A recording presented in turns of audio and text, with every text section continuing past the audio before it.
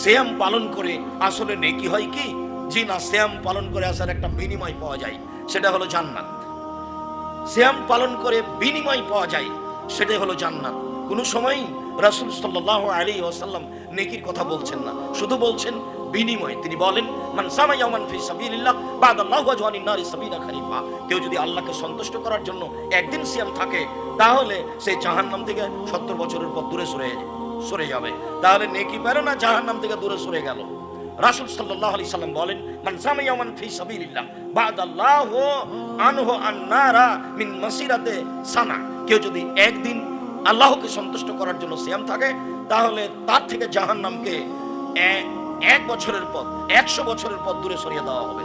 রাসূল সাল্লাল্লাহু আলাইহি সাল্লাম বলেন, মান সামা ইয়ামান ফি সাবিলিল্লাহ জাআলাল্লাহু বাইনাহু ওয়া নারি খান্দাক কামা বাইনাস সামাই ওয়াল আরজ। কেউ যদি আল্লাহকে সন্তুষ্ট করার জন্য একদিন সিয়াম থাকে, তাহলে তার মাঝে আর জাহান্নামের মাঝে 500 বছরের পথ ব্যবধান করা হবে। তার মানে জাহান্নাম থেকে তাকে সরিয়ে দেওয়া হবে। ফলাফলে কি হলো? সিয়াম মানে বিনিময়, সিয়াম মানে জান্নাত।